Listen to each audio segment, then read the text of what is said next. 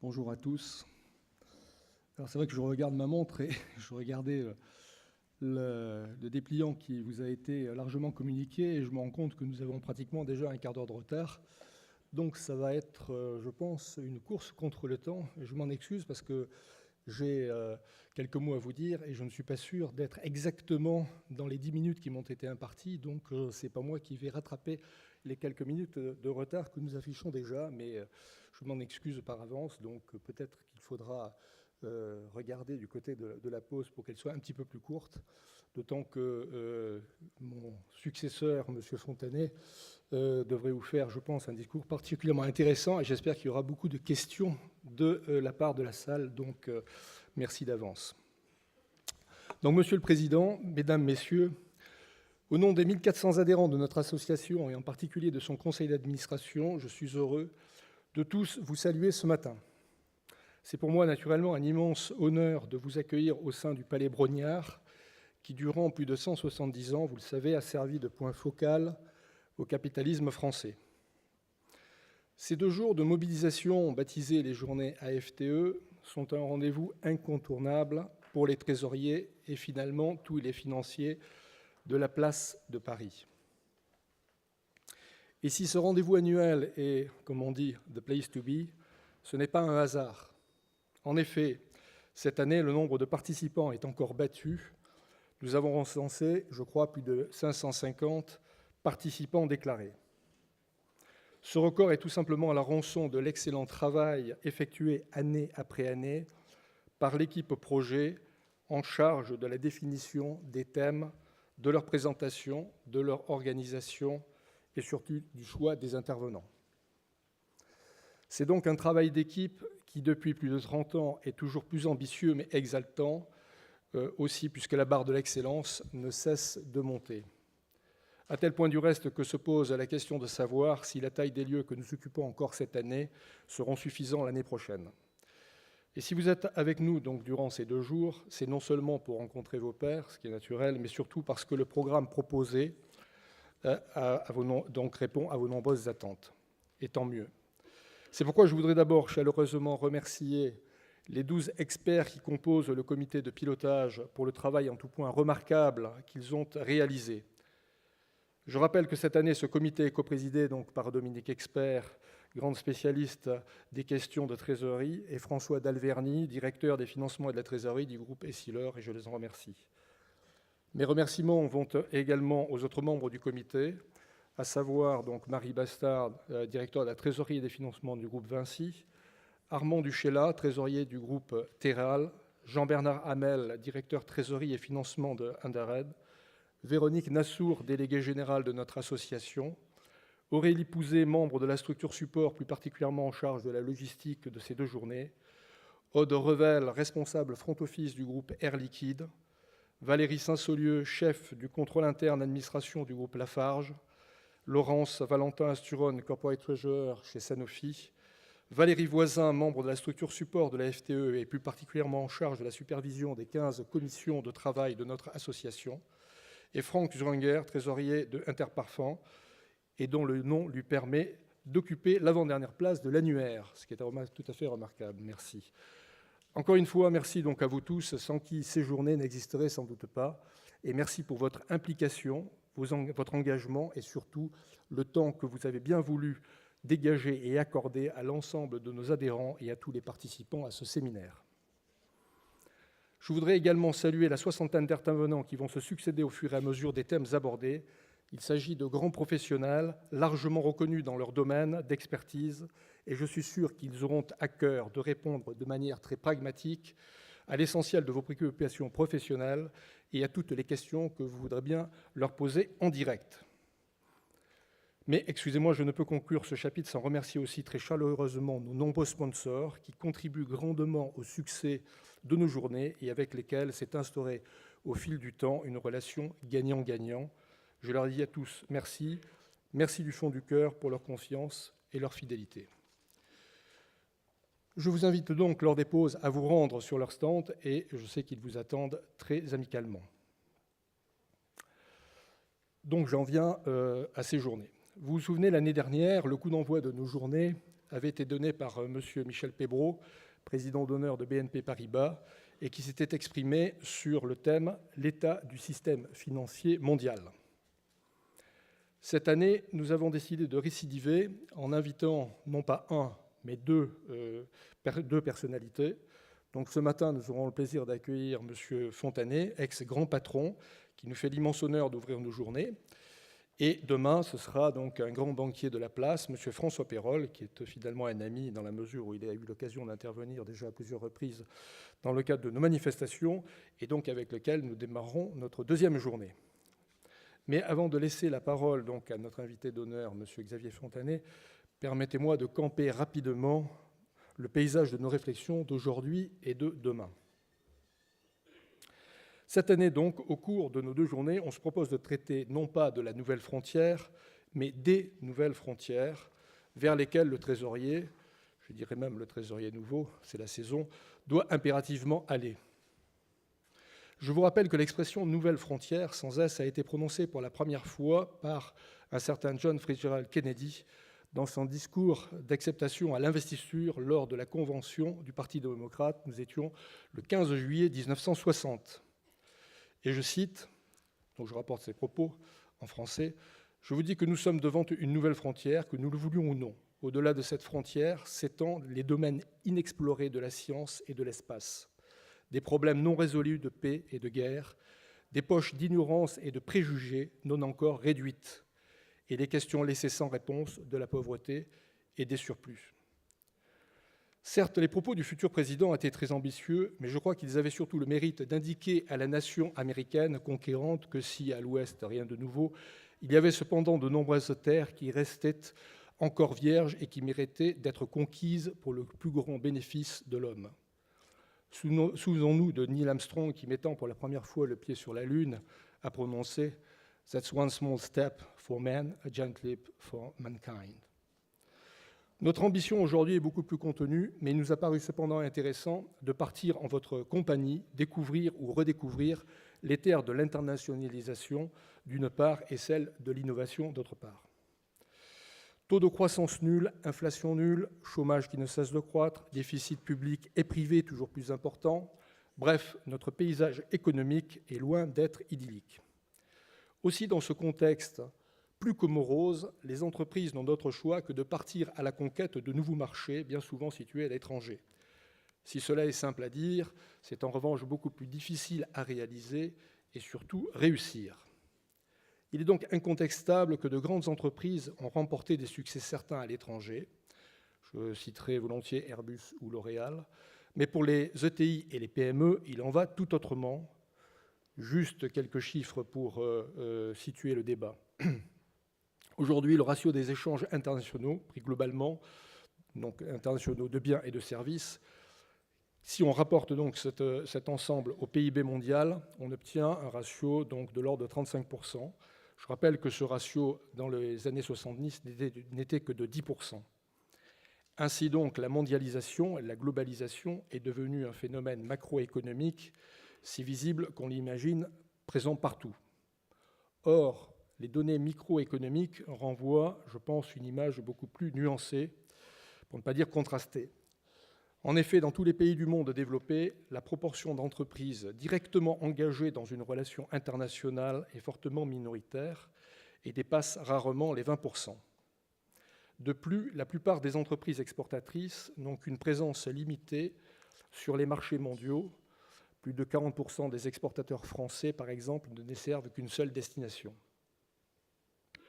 En effet, peu d'entreprises sont capables de répondre favorablement aux nouvelles opportunités offertes par l'ouverture des marchés mondiaux. Au-delà des projections commerciales formelles, il semble que beaucoup d'entreprises aient à faire face à un ensemble de barrières qui les empêchent d'accéder au statut d'exportateur. Il y a donc là, me semble-t-il, un chantier important pour les responsables économiques du pays. Et nous, trésoriers, comment avons-nous appréhendé cette globalisation ? Je pense qu'au cours des 15 dernières années, notre métier a su faire preuve d'une adaptation remarquable. Le trésorier, je pense, a même cherché à être force de proposition dans de nombreux domaines. Je citerai par exemple le CEPA, qui certes a été un chantier laborieux, mais un chantier réussi. Citons également le développement de systèmes de cash pooling dans de nombreuses zones et pays, Amérique du Sud, Chine et bientôt Afrique. Je crois qu'il y a du reste un atelier sur ce thème. Parallèlement, en matière de financement, le trésorier a cherché à se financer en s'affranchissant de plus en plus de ses banques et n'hésitant pas à mettre en place des financements désintermédiés, multidevises, sur des marchés autres que son propre marché. C'est le développement des emprunts obligataires en euros, bien évidemment, mais aussi en livres sterling, pour couvrir des besoins d'échéance longue, ou en dollars, pour tirer parti de la liquidité et de la profondeur de ce marché tout à fait extraordinaire. Sous cet angle, il me semble que notre association a largement participé à cette globalisation en s'étant largement impliquée pour participer à l'élaboration, au développement et à la diffusion de nouvelles approches de gestion, fondées bien souvent sur une utilisation intensive de l'informatique. Mais ne perdons pas de vue que cette vision européenne, voire mondiale, est largement plus risquée et nécessite par conséquent une attention plus affûtée. Si, entre autres, grâce à la FTE, des progrès incontestables ont été faits au sein des corporates pour mieux appréhender les risques, parmi lesquels, bien évidemment, les risques pays de contrepartie et de liquidité, je suis sûr que notre association peut encore mieux faire pour que les PME et ETI prennent en compte cette dimension internationale essentielle à leur développement et donc à notre croissance. Citons les nombreux travaux entrepris là aussi par la FTE pour faciliter le financement de ces structures via le marché de l'EuroPP ou celui des billets de trésorerie.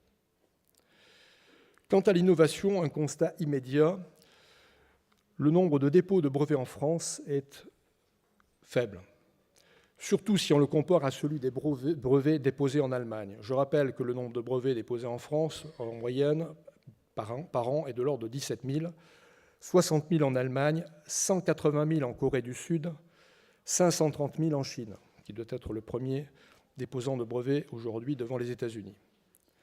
Un indicateur qui me paraît intéressant est celui du nombre de brevets par million d'habitants.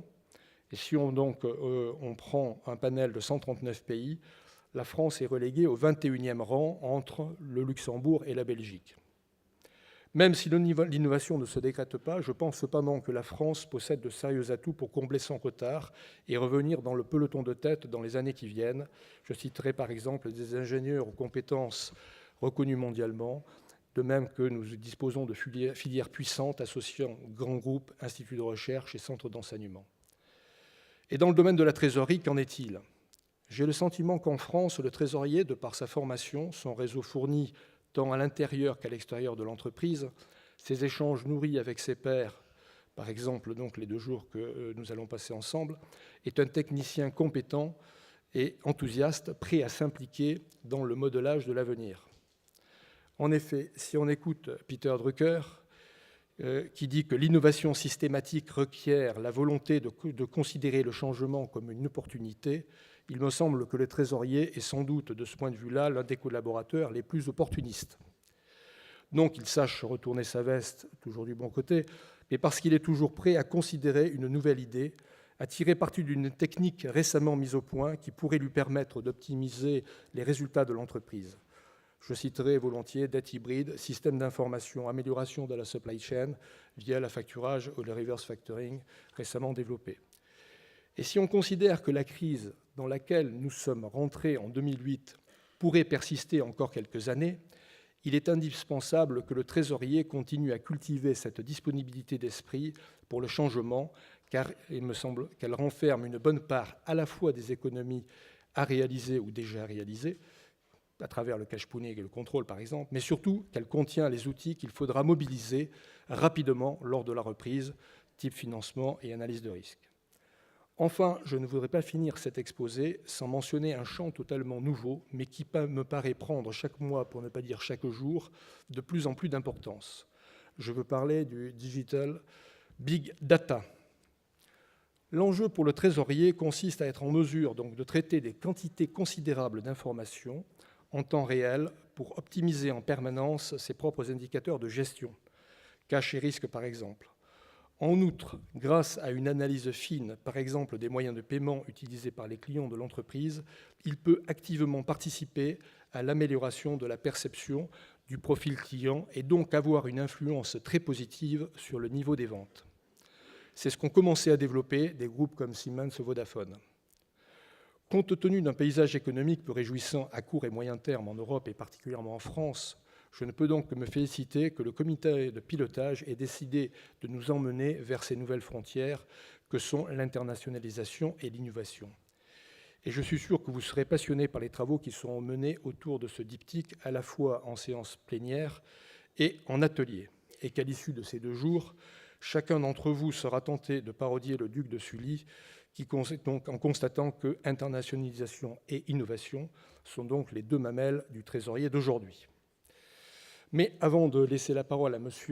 Xavier Fontanet, permettez-moi de vous présenter notre invité de ce matin en quelques mots.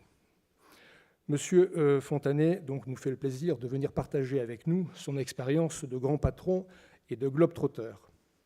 Je crois que vous êtes à la fois breton et savoyard, donc aspiré à la fois par le grand large et par les cimes. Après des études d'ingénieur au Pont puis au MIT, vous décidez donc de rejoindre le monde des voileux puisque vous prenez, je crois, la présidence de Beneteau. Beneteau, qui, donc, c'est une société, vous le savez, qui fabrique des bateaux et qui passe sous votre responsabilité, sous votre houlette, de la 5e place mondiale à la 1re place mondiale, après, je crois, avoir donc mis la main sur votre principal concurrent à l'époque, qui était donc les chantiers navals Jeannot. Ce sera ensuite la direction générale de Rest jusqu'en 1991, date à laquelle vous rejoignez Essilor. Là, vous recentrez totalement la société sur son cœur de métier. Et donc, je crois que vous aviez 2 axes de travail, le globe oculaire d'un côté et le globe géographique de l'autre, puisque vous êtes largement développé à l'international. Vous avez donc à côté de fonctions d'administrateur au sein de grands groupes comme L'Oréal, Schneider ou Essilor. Vous êtes également, je crois, aujourd'hui responsable ou directeur de travaux autour de la stratégie dans une école qui m'est chère, HEC.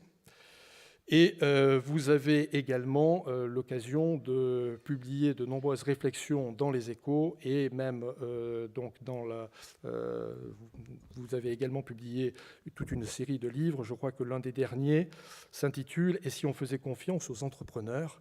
Je crois que c'est d'ailleurs ce titre qui nous a largement inspiré ce matin, donc, en vous demandant de venir nous parler de la confiance que vous avez et que vous allez nous faire partager autour de la mondialisation. Donc, je sais également que vous avez participé très activement, et vous y participez peut-être toujours, à la commission Pébro autour de la dette publique.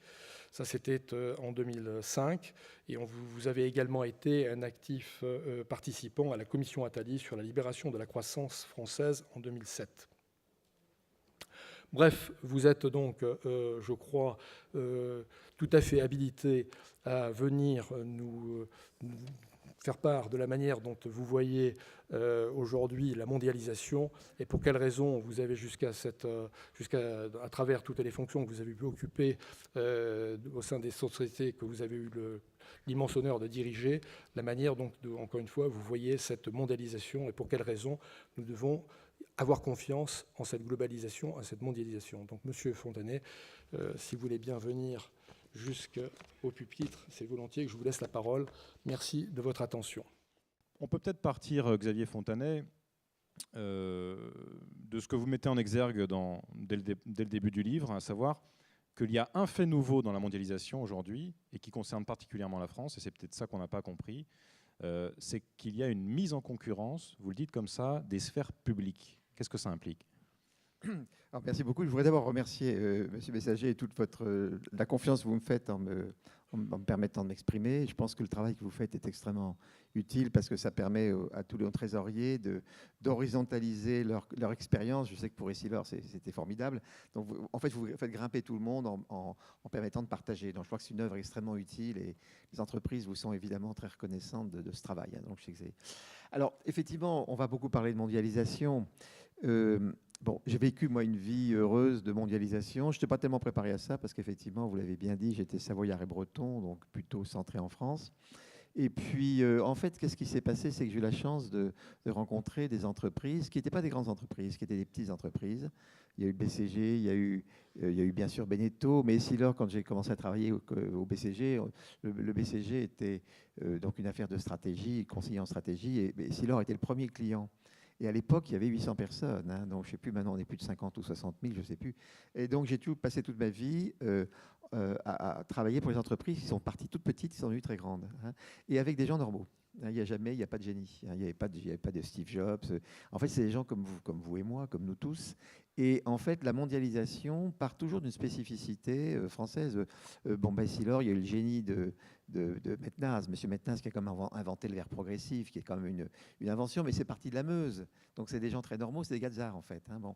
Madame Roux est effectivement aussi assez géniale, mais elle est partie avec des petits bateaux, le petit pêche-promenade, le petit bateau que l'ouvrier de Saint-Nazaire s'achète pour pouvoir aller pêcher des poissons dans l'estuaire de la Loire. Vous voyez, et en fait, donc c'était des spécificités. Hein, c'était des spécificités françaises. Et en fait, comme les gens ont travaillé et ont adoré ces produits, ils les ont poussés à l'excellence. Hein. Et l'excellence, en fait, vous permet de conquérir le monde. Hein. Et je crois que moi, ce qui m'a toujours frappé, c'est qu'on peut partir de choses extrêmement simples, mais quand on les fait très très bien, on arrive à conquérir le monde. Bic, par exemple, la pointe Bic, c'est très peu de choses. Mais toute la famille Bic et l'entreprise ont eu à cœur de travailler ce produit. Et en fait, dès que vous commencez à travailler un produit à fond, vous arrivez à conquérir le monde. J'ai été très frappé, vous avez sûrement vu que Isaac Stern a fait des concerts de Mozart avec Yudi Menuhin en Chine. Voyez, et en fait, il faisait pleurer les Chinois. Et il a provoqué des vocations de millions de violonistes, alors que les Chinois ne connaissent strictement rien à l'Autriche et ne connaissent strictement rien à la musique. Mais pourquoi? C'est parce que Mozart est exceptionnel. Mozart, en fait, il a démarré de son terreau. Et très vite, d'ailleurs, il était très mondial, Mozart, parce qu'il s'est promené dans toute l'Europe déjà. Et ça veut dire qu'en fait, la mondialisation, c'est la spécificité. C'est-à-dire que moi, je me suis toujours vendu comme breton et savoyard en Chine. J'ai jamais dit que je suis un espèce d'être mondialisé dans les avions, pas du tout. J'ai toujours vendu le terroir. Hein. Et qu'est-ce qui intéresse un Chinois? C'est le terroir français, c'est le terroir européen, c'est la différence qu'on a intellectuellement avec eux. Voyez, et donc la mondialisation, c'est pas du tout la chose qui vous écrase, qui lamine. C'est au contraire les spécificités qui deviennent universelles à condition d'être excellent. Voyez, et donc c'est plutôt une quête à l'excellence dans ce qu'on fait. Il faut cultiver son jardin très très bien. Alors le point important, c'est les entreprises, évidemment. C'est les entreprises qui ont permis la mondialisation. Et alors le gros problème qu'on a aujourd'hui, c'est que les États n'ont pas compris qu'eux aussi sont dans le coup. Hein. Alors, Nicolas, vous avez très bien fait, parce que s'il y a un truc à retenir de mon bouquin, c'est celui-là. Alors, je vais vous l'expliquer en 2 mots, parce que c'est l'histoire du jockey et du cheval, vous allez tous y comprendre. Parce qu'au fond, c'est le truc qui marche. Je vais sur Tweet pour voir ce que les gens retiennent. Hein. Bon. Et alors, le truc qui marche bien, qu'ils ont compris, c'est le jockey et le cheval. Je vais expliquer. L'État, en fait, on vient, si je pars 2 minutes, hein, mais ça vaut le coup de passer un petit peu de temps pour comprendre la logique. Les Français, on a une spécificité française. Ça vient de Louis XIV, en fait. Si on revient à Louis XIV, oui, c'est l'État, c'est moi. Le roi est la personne qui imprime tout l'élan à la société. Hein, c'est la négation totalement de l'entrepreneur individuel, puisque c'est le roi qui, par sa puissance, donne tout ça. Bon, les Français n'ont pas aimé, puisque le petit-fils a été guillotiné. Hein, bon. Mais après la Révolution, qu'est-ce qu'on a eu? On a eu Napoléon. Alors Napoléon est un être absolument génial, mais ce n'est pas spécialement un décentralisateur. Et les Girondins ont été tués par les Jacobins. Vous voyez, donc on est revenu à un système dans lequel, en fait, en France, on pense que l'impulsion vient de l'État. Hein. Bon, alors ça c'est lié à un fait que les fonctionnaires n'ont pas démissionné pour être députés, alors que les gens de la sphère publique sont obligés de démissionner. Du coup, on a un Parlement qui est complètement pris par la fonction publique, où la fonction publique est 5 ou 6 fois plus représentée qu'elle devrait l'être. Les gouvernements, il n'y a que des gens de la fonction publique qui n'ont pas la connaissance de l'international. Oui. Et donc, ça a continué à créer l'idée de l'État-providence. Alors, l'État est devenu providence, ça c'est le petit coup de socialisme. Donc, il est non seulement colbertiste, mais en plus, il est socialiste. Donc, on cumule 2 trucs qui sont absolument terribles. Et on est devenu protecteur. Hein. Il est dit, écoutez, la mondialisation, c'est terrible. Et on vous protéger. Alors, ce qu'ils ne comprennent pas, c'est que, en fait, aujourd'hui, donc je peux parler un peu techniquement, du fait que la TVA est une toute petite partie de la recette. Évidemment, toutes les charges de l'État sont dans les prix de revient des entreprises. Et quand vous comparez, par exemple, la France et l'Allemagne, qui sont des pays qui ont la même taille et qui ont la même sphère publique, c'est-à-dire qu'en France et en Allemagne, on a la même sphère régalienne, le social est aussi important en France qu'en Allemagne, et on a des régions. Alors, la sphère publique en Allemagne, elle pèse 45% du PIB, en fait 43%, alors que pour le même service, c'est 57% en France. Alors on dit 45 moins 57, ça fait 12, 12 moins de différence, c'est rien du tout. Pas du tout. Le vrai calcul n'est pas celui-là. C'est qu'en France, vous avez une sphère publique qui fait 57 pour une sphère privée qui fait 43. Donc, et aujourd'hui, vous allez voir, c'est 58. Hein, parce que comme l'économie actuellement, elle est vous avez vu, elle est plate, avec une dynamique, comme il l'appelle pudiquement, de la croissance de la sphère publique. Ce qui fait que la sphère privée, elle descend actuellement. Hein. Elle n'est pas plus, elle est négative, elle est moins 0,5. Donc en fait, on va aller vers 58. Hein, je vous le dis tout de suite. Ça va être masqué, mais vous allez voir qu'on va vous le dire en fin d'année. Donc on continue dans la descente. Donc le jockey, hein, puisque évidemment, le jockey est plus lourd que le cheval. Alors qu'en Allemagne, donc le jockey fait 130 pour un cheval de 100. Vous voyez, donc on a un attelage où le jockey est plus lourd que le cheval. En Allemagne, le jockey pèse 45 pour 55, il pèse 80%.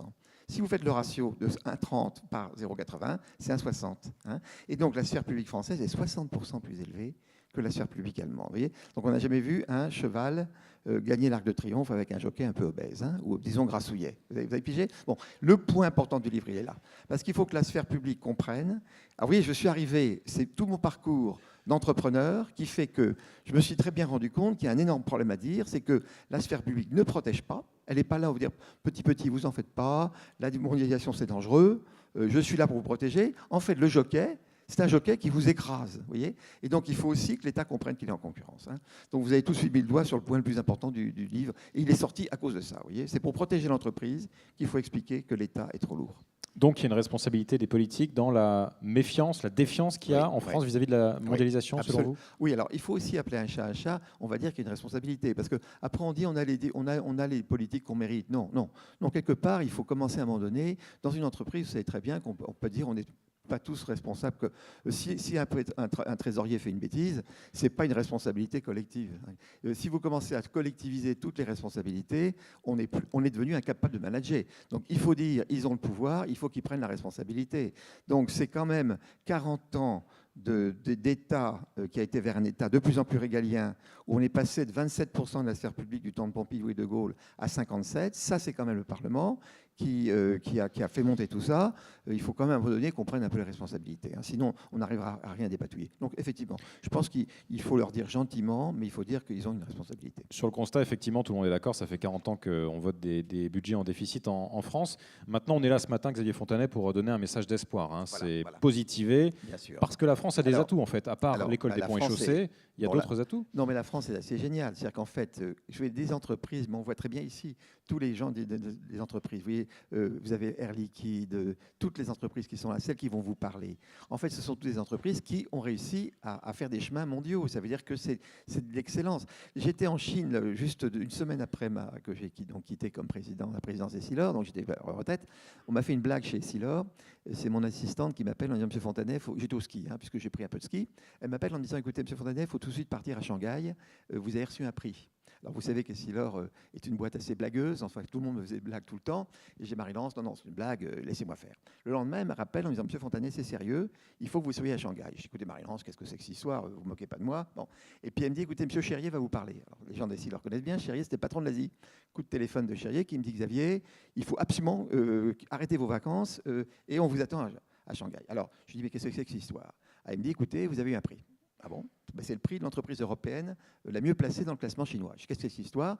Qui paye le voyage? Ah, pas de problème, le voyage est payé. Vous avez le billet? Ah, je commence à me dire, c'est pas une blague. Alors, quelles sont les boîtes? Et il me dit, Xavier était premier. Alors, en fait, c'était premier. C'est Essilor était premier. Vous allez voir, je vais faire l'histoire. Et puis, le deuxième, c'est GDS Suez. Ah bon?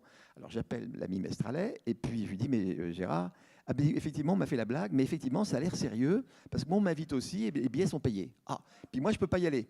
Parce que j'ai le conseil d'administration. Alors je me dis, ça y est, c'est sérieux. Bon, alors vous savez ce qui s'est passé? C'est qu'en fait, les Chinois ont fait un classement qui s'appelle UAD. Hein. Donc c'est un classement qui ont vocation à taper le Fortune 500. Vous connaissez Fortune 500 sûrement, vous savez, c'est les classements des plus grosses boîtes. Alors les Chinois sont furieux contre Fortune 500 parce que vous savez, les Fortune 500, c'est classé par bénéfice net après impôt, et donc avec des boîtes américaines. Bon, et évidemment, il n'y avait pas assez de boîtes chinoises dans le truc. Donc ils se sont fait un classement pour mettre des Chinois, appelons un chat. Hein, bon. Mais en fait, ils ont fait ça de façon assez fine, c'est-à-dire qu'ils ont pris des critères. Et le critère, c'est pas le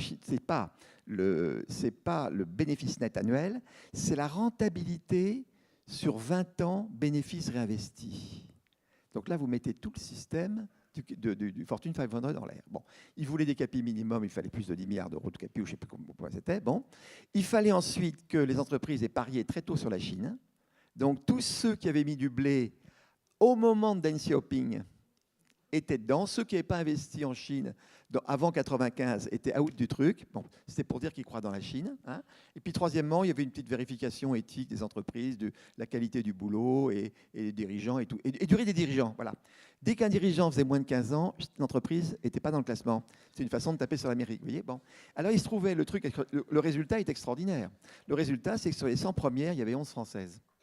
Alors ici, l'or était 8e, et vous trouvez, on retrouve Lafarge, Air Liquide, L'Oréal, et ils avaient fait un classement très intéressant avec vraiment une trentaine de personnes. Voilà. Alors ça donne confiance dans la France. Hein. Alors les Allemands étaient à 7, il y avait 7, et vous voyez la France qui fait 4% du PIB, il y avait 11 boîtes. Bon. Donc si vous voyez, je crois qu'il faut se faire, il ne faut pas avoir peur. Le Français, dès qu'on lui lâche les baskets, il excelle. Hein. Et évidemment, je prends l'analogie avec les politiques du terrain et de la graine. On dit toujours, vous savez, le jockey, il dit non, mais j'ai un âne. Vous savez, le problème de la France, c'est pas le jockey qui est génial, puisqu'effectivement, c'est que je suis sur un âne. Oui. Alors, il faut l'expliquer qu'il n'est pas sur un âne, hein, qu'en fait, il a un très beau cheval, mais à force de piquer toute l'avoine et de se prendre de bouffer toute l'avoine, ben, le pauvre cheval, il maigrit et puis il peut pas arriver à gagner. Vous voyez, bon. Et puis après, il faut lui dire, mais attendez, le terrain est épouvantable. C'est rempli de ronces, de cailloux, de flaques et tout ça. Bon. Donc il y a les ronces, il y a les cailloux, c'est les impôts, les ronces, c'est la bureaucratie, et les flaques, c'est la défiance. Vous voyez, bon. Donc il faut parler avec des images. Et non, il ne faut pas avoir de complexe. Et toutes les boîtes, oui. Je parle aussi de Beneteau. Beneteau, c'est une boîte qui est absolument exceptionnelle. Moi, j'ai connu Madame Roux. Il y avait 125 personnes dans l'entreprise. Vous voyez, j'étais consultant au BCG. C'était en 73. Ils sont quand même 12 000 aujourd'hui. Vous voyez. Et ils viennent de racheter le numéro 2 mondial du moteur. Encore une société. Là, c'est une société qui est du Marais Poitevin. Je vous assure que c'est pas extraordinaire. Hein. Eh bien, ça fait des leaders mondiaux. Donc, je pense que chaque entreprise française peut devenir dans son métier sur la durée de leader mondial. Hein. Donc, il ne faut pas avoir de complexe. Et alors, pourquoi il y a des Beneteau, pourquoi il y a des Essilor, des L'Oréal, des Lafarge, et pourquoi, Lafarge est peut-être un mauvais exemple avec la fusion avec Holcim, mais on en reparlera. Ah bon, on peut parler des raisons, qui est des impôts. Hein. Voilà. Ah oui, c'est la fiscalité qui explique que vous avez intérêt à changer le siège d'une grande boîte. Hein. Vous gagnez tout de suite 15 à 20% de capi. Donc, et ça, il faut l'expliquer. Bon. Mais ce qui est intéressant, c'est que les boîtes américaines le font aussi. Ah ben bien sûr. Alors attendez, là on rentre dans un truc, vous voyez, c'est parce qu'ils font une bêtise. Bon, la fiscalité du bénéfice net américain est beaucoup trop élevée. Hein. Alors on peut parler assez franchement. Vous savez, le bénéfice net, j'ai fait un petit papier là que vous verrez dans les Échos. J'ai beaucoup étudié la Suisse. Hein. Alors il faut savoir que, je vais peut-être vous expliquer ça un petit peu après parce qu'il faut que je développe des arguments avant. Mais c'est pas parce que, si vous voulez, c'est pas parce que les Américains ont sûrement une fiscalité qui est trop dure sur les États-Unis, ils vont évidemment la changer en baissant le bénéfice net. Parce que effectivement, l'impôt sur le bénéfice aux États-Unis est assez élevé. Ça dépend des États. Vous voyez, par exemple, à Dallas, il est bas, mais à New York, effectivement, il est élevé. Donc une boîte qui est cotée à New York a intérêt, effectivement, à faire de l'optimisation fiscale. Hein. Je reviens à Beneteau d'un mot, on parlera de la fiscalité juste après. De la fiscalité après parce que vous verrez, et des exemples que vous donnez dans le livre, notamment la Suisse. Vous verrez des trucs assez marrants. Pourquoi il n'y a pas plus de Beneteau? Pourquoi il n'y a pas plus de L'Oréal, d'Essilor? Vu que si on est français, malgré tout, on peut y arriver, comme vous le dites. Oui, alors si vous voulez, on va malheureusement revenir au système d'impôt parce que qu'est-ce qui se passe? C'est que quand vous avez une sphère publique qui est devenue trop grande à cause du colbertisme, hein, parce qu'au fond, la colbertisme, qu'est-ce que c'est? C'est un manque de confiance dans l'entrepreneur et c'est l'idée que l'État doit s'occuper de tout pour faire marcher le pays. Donc fondamentalement, le manque de colbertisme, c'est un manque de confiance. C'est pour ça qu'il faut lutter contre le colbertisme. Et que les exemples des gens qui s'en tirent, c'est justement ceux qu'il faut mettre en avant pour dire il n'y a pas que le colbertisme qui marche. Bon. Vous avez une deuxième, il faut quand même appeler aussi un chat. On a quand même une tendance socialiste en France, hein, puisque si vous regardez sur les 40 ans de déficit public qui ont créé les 2000 milliards de dettes, il y a 50% de gauche, 50% de droite. Donc c'est l'ensemble du système politique qui fait monter l'État. Par contre, le système, disons, socialiste, le défaut, le danger objectif qu'il y a, c'est qu'on parle de justice fiscale. Hein. Alors déjà, ça détruit le mot justice, parce que la justice, c'est la défense de la propriété. Et quand vous mettez l'adjectif fiscal à côté du mot justice, vous légalisez une spoliation. Parce que quand vous commencez à supporter trop de gens, hein, on met une partie du pays en état de dépendance. Hein. Et là, je vais prendre le raisonnement de Jean Chrétien, qui était le patron du Canada, et de Roger Douglas, qui était le Premier ministre de la Nouvelle-Zélande. Donc, ce que je dis, c'est leurs mots. quand vous mettez trop de monde en état de dépendance, bon, vous êtes mathématiquement obligé de spolier une autre partie. Hein, parce que vous êtes, comme vous donnez, pour donner à quelqu'un qui n'a pas performé, vous êtes obligé de priver de compétences quelqu'un qui a excellé. Donc vous abîmez la société des deux bouts, parce qu'on est tous d'accord pour dire que mettre les gens en état de dépendance, ce n'est pas une chose qui est très saine. Hein, parce que les gens s'habituent, l'homme et la femme s'est fait comme ça, c'est qu'on s'habitue, et on abîme les gens quand on les met en état de dépendance. Et en même temps, on détruit les entrepreneurs. Donc à ce moment-là, la société s'effondre. Hein. Et donc en France, nous avons le double problème du colbertisme qui a fait monter l'État de 27% à 57%, c'est ça qui est du colbertisme, et en même temps le socialisme qui a créé les systèmes progressifs les plus élevés du monde. Or, la seule chose qui compte dans un investissement, c'est le marginal. Hein. Les calculs moyens d'impôt, ça sert à vous équilibrer les comptes. Mais l'investisseur, il ne calcule qu'en marginal. Hein. La récompense de toutes les équipes de direction, ce n'est que du marginal après impôt. Donc quand vous avez le marginal, alors j'ai fait des calculs qui sont terrifiants dans le livre, je me suis amusé à reconstruire ce qu'on appelle le Misery Tax Index. Hein.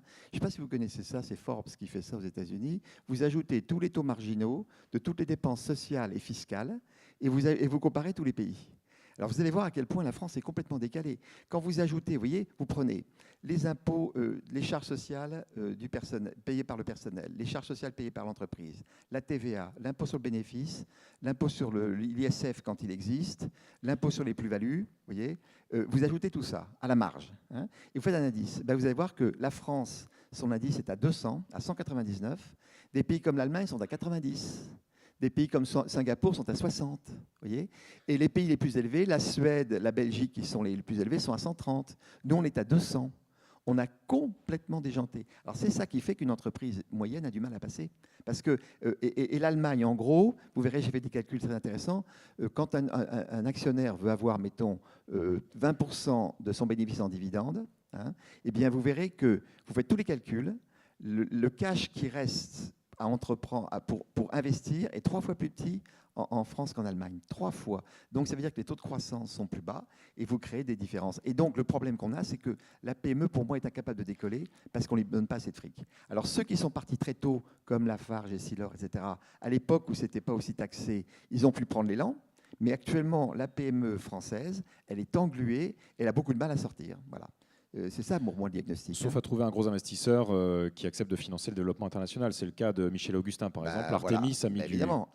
Bien sûr. Bon, a mis de l'argent, ils vont aux États-Unis aujourd'hui. Après, on va faire des calculs. Si vous prenez maintenant au niveau macroéconomique, l'argent n'est plus là. Hein. Quand vous prenez au niveau macroéconomique, on va faire un petit calcul très simple. Vous voyez la BPI. Je pense que la BPI, bon, j'étais au début, j'étais au FSI. Hein, donc j'étais avec Augustin de Romanet, j'étais avec Kessler et Barbizet, on était les trois du privé. On a monté en fait un petit peu les FSI. Enfin, monter les FSI, ce serait très crâneur. En fait, nous, on a embauché les équipes. Hein, parce que la sphère publique avait du mal à embaucher des équipes. Et donc, on s'est mis tous les trois, avec le soutien d'Augustin de Romanet, on s'est mis. Alors, on avait, si vous voulez, 20 milliards de capitaux. Ça avait été lancé en grande pompe. Ça va tout ravager. Alors simplement le problème, c'est que les 20 milliards de capitaux, ce n'était pas du tout ça. C'était des apports de participation d'État. Hein. Donc le FSI a sûrement fait du très très bon boulot, mais qu'est-ce qu'on faisait? C'est qu'on investissait dans une PME, mais il fallait vendre de l'argent. Donc en fait, c'est un système complètement zéro, parce qu'il fallait, pour habiller Paul, il fallait déshabiller Jacques. Bon. Alors on a fait la BPI. Alors la BPI, on est passé de 20 à 50. Mais est-ce que vous savez, les capitaux, si vous prenez l'ensemble des capitaux en France, de tout le capital industriel, je ne mets pas la finance, c'est 3 000 milliards. Donc, la puissance de l'État, c'était 50 sur 3 000. C'est 1,5%. Donc, tout ça, ça fait beaucoup de bruit, mais objectivement, ça me revient. Et alors, si vous voulez, quand vous regardez après les résultats avant impôts, c'est de l'ordre de 170 milliards. Les impôts, c'est de l'ordre de 70-80. C'est-à-dire qu'en fait, le capital qui reste à investir est tout petit. Alors bien sûr, Pinault peut faire un coup et c'est formidable qu'il aide Michel Augustin, mais globalement, le cash n'est plus là. Vous avez vu, alors vous verrez, j'ai fait des calculs dans le livre. Alors ça, j'ai un travail énorme que j'ai fait j'ai demandé au MEDEF de faire le calcul pour moi. On a regardé toutes les marges dans tous les pays du monde, dans tous les pays d'Europe, et on les a comparées à la part que les entreprises payent dans l'ensemble des impôts. Vous voyez ? Donc, vous savez qu'on sait en France maintenant aujourd'hui, le résultat d'exploitation divisé par la VA, valeur ajoutée, c'est 27% en France, alors qu'en Allemagne, c'est 42, en Autriche, c'est 42. Et tous les pays qui ont soulagé les entreprises en ne leur faisant pas trop payer d'impôts ont des marges évidemment élevées. Tous ceux qui, comme nous, ont chargé, ont des marges à 27. Bon, à 27, taux de croissance, on n'arrive pas à financer. Donc actuellement, la PME, elle est coulée par le niveau d'impôt. C'est aussi simple que ça. En fait, les entreprises supportent l'essentiel des dépenses de l'État aujourd'hui? Non, La les dépense entreprises publique ont payé le tiers, à peu près. Mais les Allemands ne demandent que 20%. Dans l'ensemble de la dépense publique, si vous voulez, tout ce que paye l'entreprise, c'est en France de l'ordre de 33, et dans les pays comme l'Allemagne, c'est 20. Il y a 13 points de différence. Mais vous voyez, 13 points de PIB, ça fait 260 milliards. Donc les entreprises sont chargées de 260 milliards de trop. Et vous verrez dans le livre, ma thèse, c'est qu'il faut enlever 250 milliards à l'État. Donc en fait, le vrai truc, alors, il faut pour prendre conscience de ça, je crois qu'il faut humblement se mettre dans les chiffres. Et donc vous allez adorer le livre. Et moi, je vous conseille, moi ce que je fais maintenant, c'est que mon livre, je l'achète à titre perso, je l'ai envoyé à tous les députés, je l'ai envoyé à tous les sénateurs, vous voyez. Et donc, je reçois des lettres tous les jours, je dis, je vais vous faire des séminaires. Et toute mon idée, c'est de leur montrer les chiffres, en disant que les chiffres, c'est sérieux. Et que les chiffres, en fait, il y a une âme. On ne peut pas dire, vous savez, bon, l'argent, c'est pas intéressant, je ne m'en occupe pas, je m'occupe des grands problèmes philosophiques. Pas du tout. L'argent, c'est comme ça, c'est que ça touche à l'être, ça touche à l'être humain, ça touche à l'entreprise. On ne peut pas s'amuser en disant, caché, je ne veux pas voir ce truc-là. Non. C'est complètement clé. Voilà. Et pourquoi vous ne vous présentez pas aux élections en Savoie, par exemple? Alors, bon, je suis un peu vieux, j'ai 66 ans. C'est pas vieux en France. Alors, pour l'instant, je suis propre. Si les Savoyards me demandent pourquoi pas, bah oui, pourquoi pas. Mais pourquoi pas? Alors, on va pas rentrer là-dedans. Pour l'instant, moi, je vais vous dire. Non, mais s'ils veulent, à la limite, s'ils veulent, si je me sens assez jeune, pourquoi pas. Mais si vous voulez, moi, je suis un petit peu vieux. Je pense que c'est pas ça le créneau. Le créneau, moi, je me suis choisi, c'est que j'ai décidé, quand j'ai quitté Essilor, je me dis, bon, j'avais 64 à l'époque, qu'est-ce que je fais de ce qui me reste à vivre? Alors je me suis dit, au fond, le vrai savoir-faire que j'ai, c'est la mondialisation heureuse. D'accord? Donc moi, ce qu'il faut que je fasse, c'est je passe cette expérience à travers des conférences et des bouquins. Pour ça, je suis très heureux et je vous remercie beaucoup de m'exprimer. Et donc, en fait, tout ce que je fais, c'est d'écrire. Après, les Échos m'ont fait l'honneur de me donner une plume. Ça marche extrêmement bien. Et donc, en fait, je pense que c'est pour l'instant le service que je peux rendre, c'est diffuser au maximum les idées. Alors, ce qui est très bon, c'est que ça marche très, très bien. Vous voyez, par exemple, là, je vous ai donné Nicolas. Ça, c'est des entrepreneurs bretons qui font des livres avec mes papiers des Échos, qui donnent aux clients, vous voyez.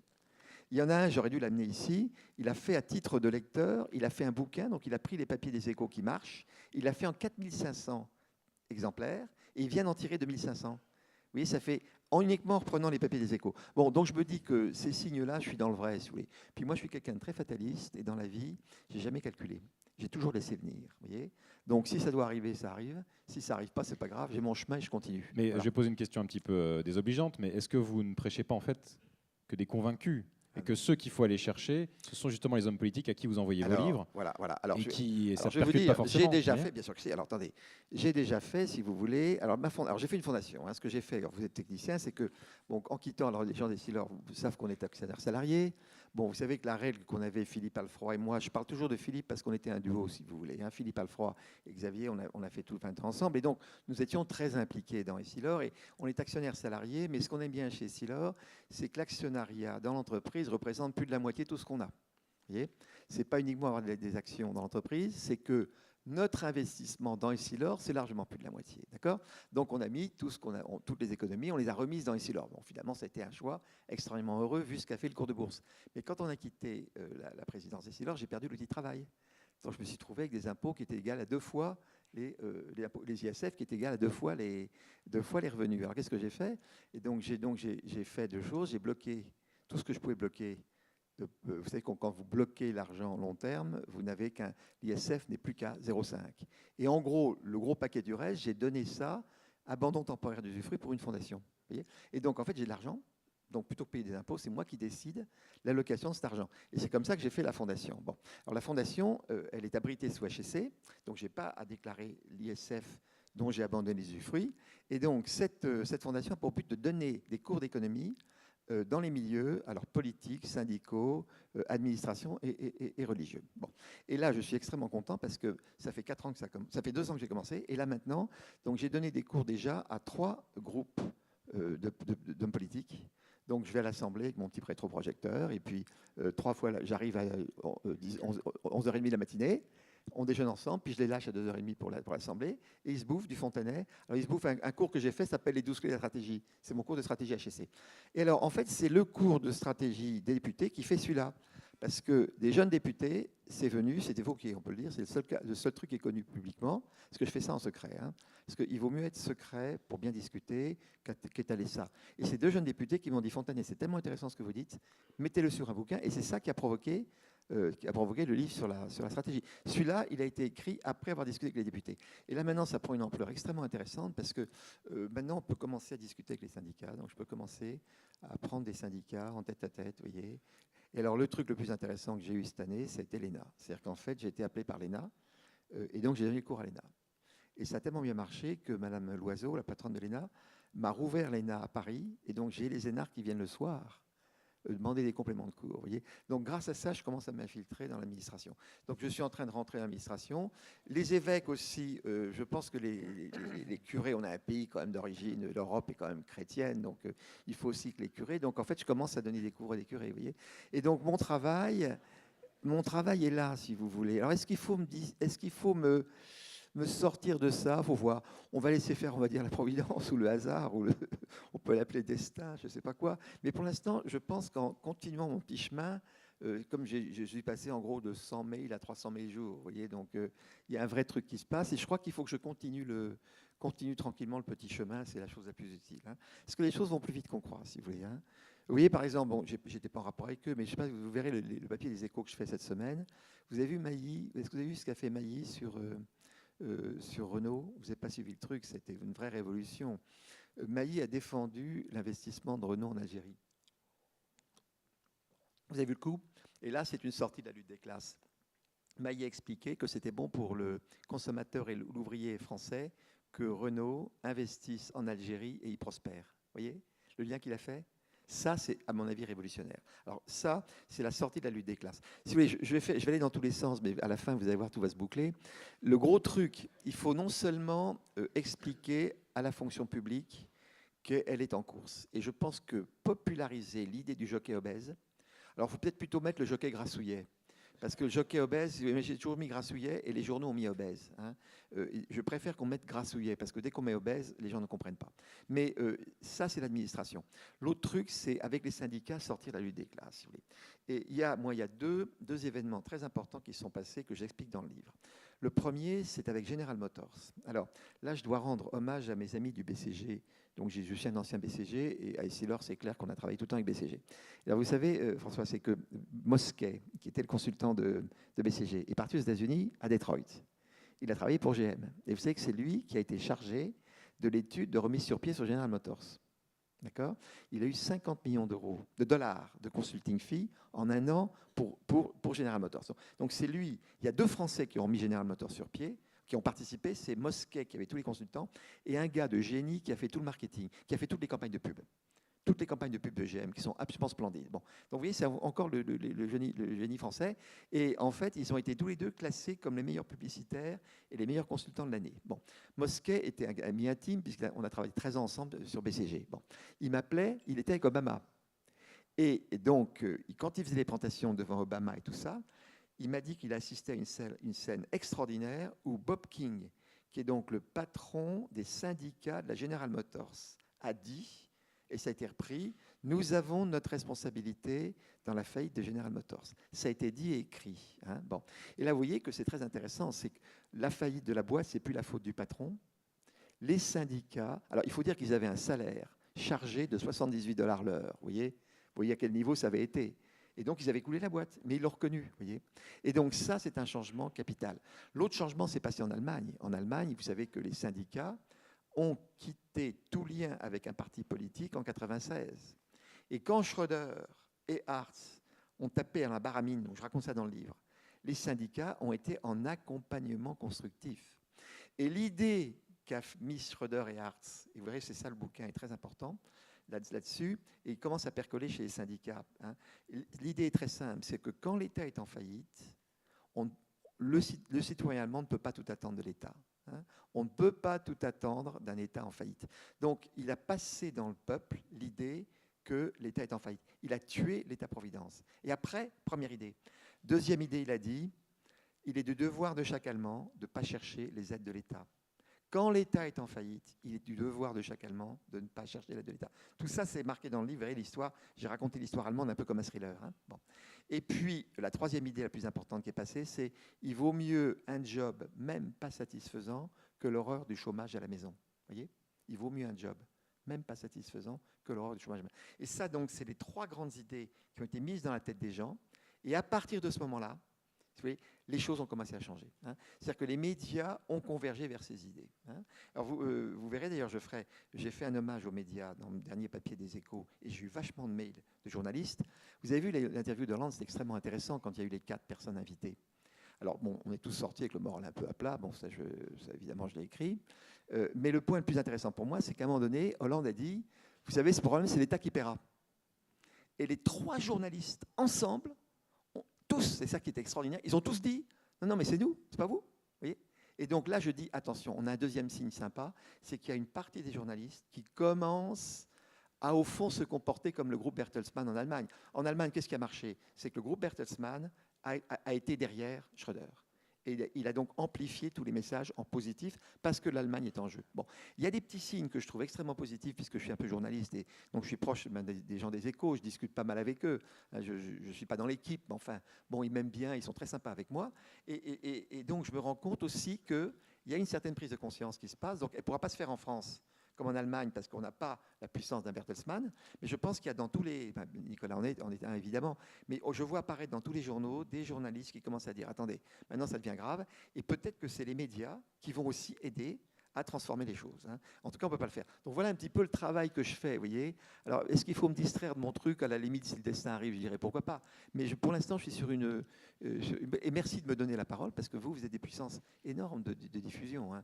Vous avez une très grande puissance de diffusion. Si tous vous y mettez à pousser le bouquin, je peux vous dire que ça va faire des... Ah ouais, ça va faire des... oui. Pour ça que je suis ravi d'être avec vous. Là, la séance de dédicace, ce sera après le débat. Dédicace après, attention, voilà. Ne partez pas tous une fois que Xavier aura quitté l'estrade. Voilà. Donc voilà par rapport aux députés. Voilà. On verra.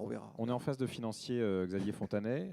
Un mot des banques. Vous leur consacrez un tout petit paragraphe dans le livre. Oui, alors, pour en dire du bien, mais est-ce que les banques se comportent toujours bien dans l'aide au développement des boîtes françaises ? Le système est hyper compliqué. Dans le premier livre, Ils ont fait confiance aux entrepreneurs, j'avais évidemment tapé sur la finance déraisonnable. Ce n'est pas la peine de rajouter, de tirer sur une ambulance.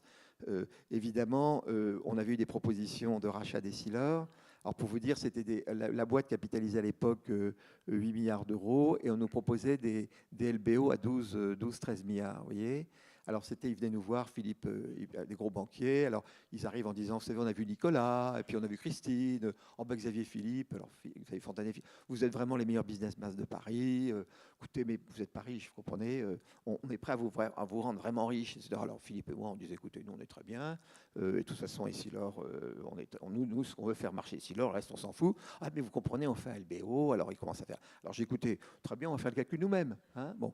Alors vous savez, quand vous chargez, si l'or capitalisait 8, vous prenez une dette de 12 milliards d'euros ou 13, hein, et ben vous voyez que vous enlevez tout le capital d'investissement. Et nous, on a un concurrent terrible, Oya.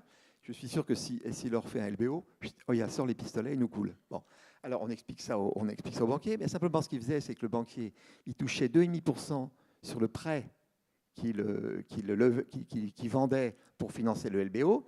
Et puis donc ça faisait en gros, il gagnait en gros 200 ou 300 millions de dollars. Hein, et puis il remettait 10 millions de dollars en capital.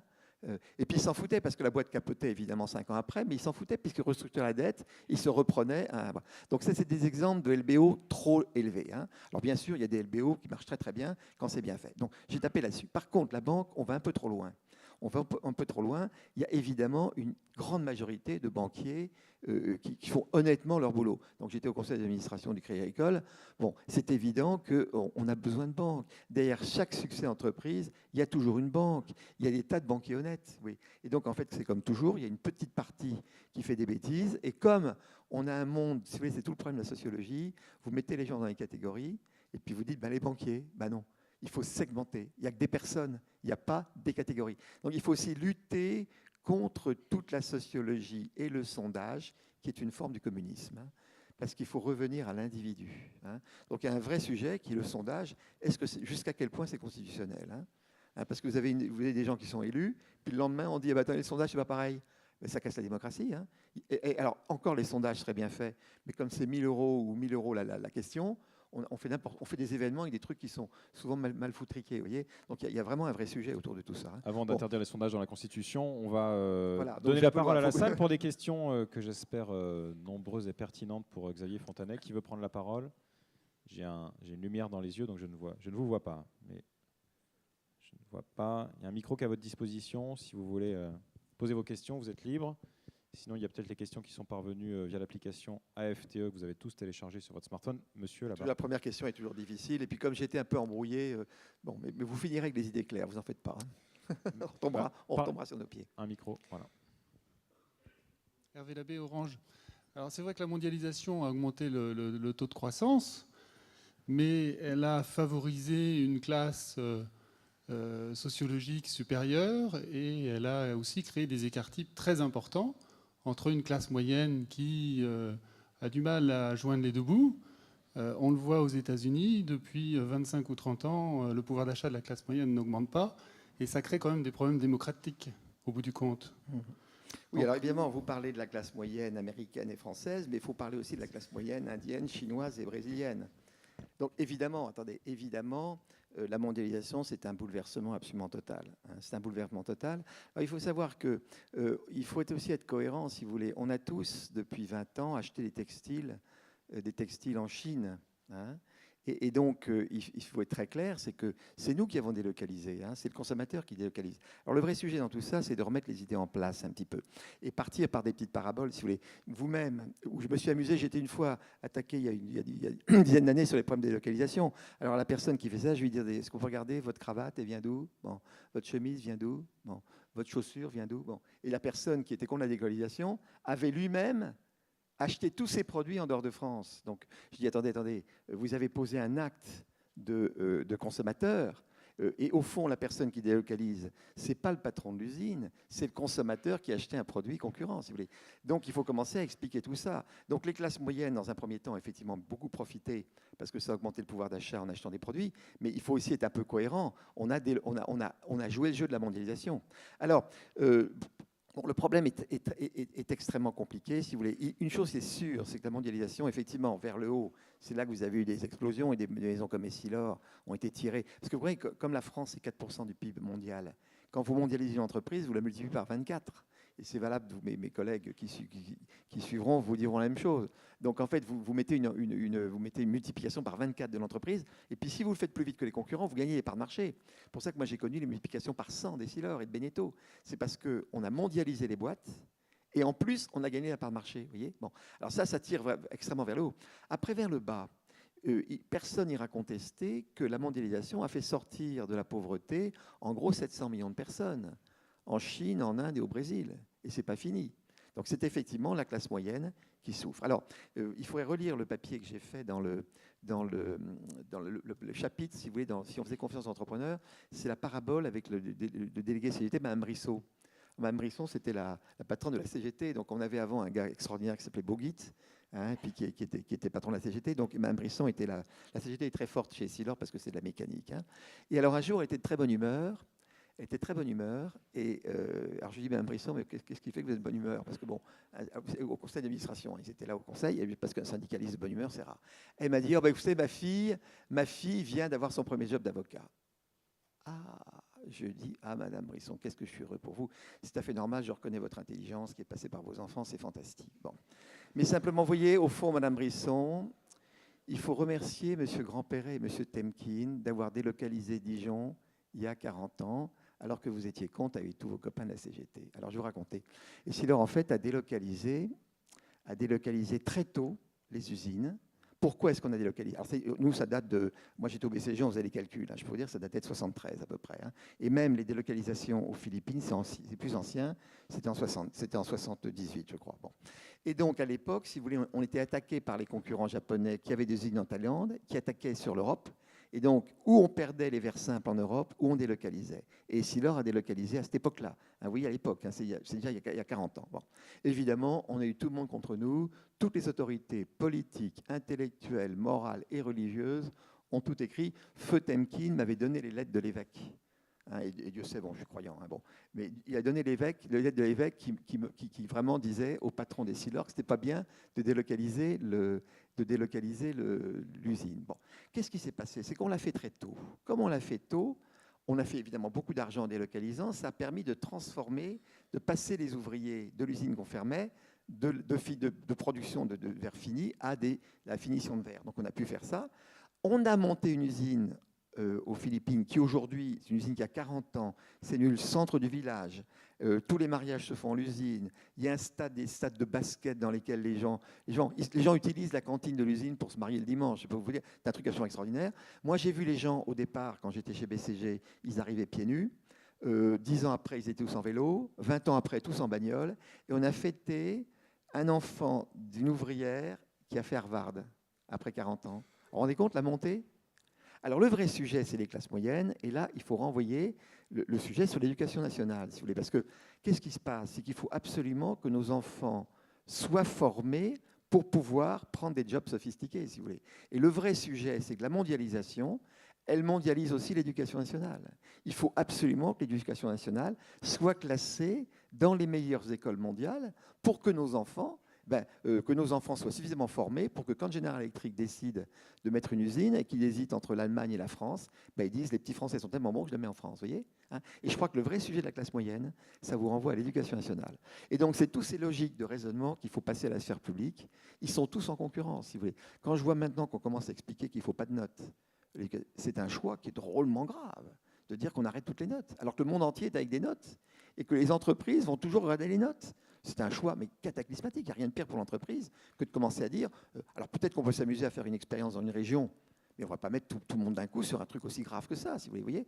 Et donc je pense que les classes moyennes, si vous voulez, le problème, c'est pas la mondialisation, c'est pas le fait que la mondialisation, c'est le fait que ça va obliger l'éducation secondaire à être à un niveau top mondial. Pour moi, il n'y a pas de chose. Et je pense que les petits Français sont suffisamment doués. Moi, je vois des tas de petits-enfants, c'est super doué. Moi, je vois très, très bien les enfants de Reuilly, de Giant. Tous ces petits-enfants, ils ont les mêmes talents. Maintenant, la responsabilité de l'éducation nationale est vraiment grande. Parce que si jamais on nous sabote tout ça, là, ça va être grave. On va prendre une autre question. Il reste vrai, un petit peu long, peu de temps parce qu'on est déjà en retard. Donc, on va donner la parole à la salle le plus possible. Allez-y. Oui, alors des questions qui sont parvenues sur l'application AFTE. La plupart des questions, en fait, tournent autour de l'engagement du monde de l'entreprise en politique. Donc, vous avez répondu à titre personnel.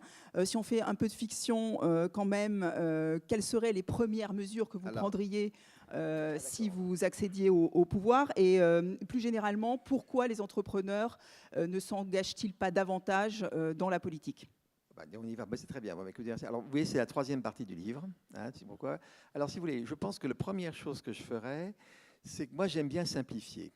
Hein, il y avait Cotem qui disait toujours simplifier, prier pour nous. Hein, c'était mon prédécesseur Gérard. Vous ne voyez pas? Simplifier, prier pour nous. Je pense que le vrai sujet, c'est qu'il faut enlever à la sphère publique l'avantage concurrentiel indu qu'elle a dans la quête du Parlement. Plutôt que dire on facilite aux entreprises, on laisse les cadres devenir députés, il faut plutôt dire un membre de la fonction publique qui décide d'être député démissionne. C'est ce qui se passe dans tous les pays. Hein. Alors évidemment, vous verrez, l'un des éléments pour retourner le pays, c'est changer la Constitution. Je pense que la Constitution n'est pas adaptée au monde. Je pense qu'elle n'est pas adaptée. Elle a été écrite il y a 40 ans. Il faut maintenant donner un coup de touche. Parce qu'il faut maintenant expliquer que la sphère publique est en concurrence. Et donc, si vous voulez, il faut commencer à instruire. La Constitution a été écrite à une époque où la concurrence mondiale n'existait pas. Il y avait que les très grandes boîtes qui étaient en concurrence. Tout était local. Tout a changé maintenant puisque la sphère publique doit être compétitive. D'accord ? Bon. Après, le deuxième point. Je pense que quand vous regardez... Alors, vous ouvrez les livres. Quand vous regardez tous les changements importants qui sont passés en Allemagne, au Canada et en Nouvelle-Zélande. Les hommes politiques ont toujours dit on va s'imposer à nous plus qu'on impose à la sphère privée. Hein, c'est Kant. Hein, traite les autres comme tu veux être traité, mais c'est encore plus fort, on va demander plus à nous qu'aux autres. Hein. La morale, c'est pas pour les autres, c'est pour nous. D'accord ? Bon. Donc il faut évidemment réduire largement le nombre de députés et de sénateurs, puisque vous verrez, j'ai fait tous les calculs.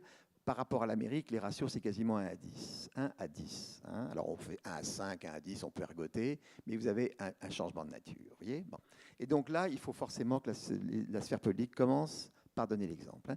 Et moi, je suggère de passer à un système qui est le système suisse. Alors moi, je vous conseille à tous, d'ailleurs, vous voyez, c'est que vous achetez un bouquin génial qui s'appelle « Le modèle suisse ». Et l'association, vous le donnez à chaque membre de l'association. Il coûte 5 € le bouquin. Bon. Et lisez ce truc-là parce que c'est un bouquin sur la Constitution suisse. Alors, le député suisse est quelqu'un comme vous et moi. Vous pouvez être député. Vous allez simplement donner 50 jours au Parlement et 50 jours à vos électeurs. On vous prend 100 jours sur 270 et vous serez payé. Et c'est une façon de s'assurer que on donne un accès au Parlement. Je pense que c'est la première chose. Ça passe forcément par la Constitution, puisqu'il y a une réduction du nombre des députés et pour un changement de statut. Donc c'est passé aux députés, c'est le peuple qui devient volontaire. Deuxième truc à faire, il faut faire un référendum. Il faut maintenant habituer aux Français, parce que je pense qu'une chose qui ne marche pas, c'est qu'on a eu une dérive de la démocratie qui est devenue une démocratie représentative. Vous voyez, on ne participe pas assez. Et le référendum est bloqué. Pourquoi? Parce qu'il faut que il faut que suffisamment de députés votent pour que ça passe au référendum. Alors que les pays les plus dynamiques, comme la Suisse, qui est quand même le pays le plus dynamique du monde, quand on le regarde bien, est un pays dans lequel ils retouchent leur constitution par voie. Alors, ils ont 3 systèmes. Il y a le référendum, la votation et puis la pétition. Le référendum, c'est national. La votation, on va dire que c'est régional. Et la pétition, on va dire que c'est la ville. D'accord? Donc, il faut donner l'habitude du référendum. Il y a des tas de lois qui, évidemment, sont des lois de référendum. Vous voyez, tout ce qu'on a fait sur le mariage, indépendamment de l'avis qu'on a, ce n'est pas des histoires qu'un Parlement avec des votes. C'est un problème de référendum. Vous voyez, il y a des tas de sujets qu'il faut mettre au vote public et d'autres qu'on peut déléguer. Donc ça, c'est un énorme sujet qui classerait. Et puis enfin, je pense qu'il faut enlever le principe de précaution et le changer par le principe d'expérimentation régionale. Parce que, si vous voulez, ce qu'ont les Suisses, c'est qu'ils ont coupé dans la Constitution, et j'irai vite, la Constitution, vous mettez au fédéral l'armée, affaires étrangères et monnaie, et on a descendu au niveau du département, justice, police, éducation. Et donc, le système, il descend tous les coups en bas en mettant la concurrence entre régions qui assure la baisse des coûts. Si vous voulez. Donc, je pense qu'à mon avis, si on voulait vraiment bien faire le boulot, on doit passer par un système de référendum et réécrire la Constitution.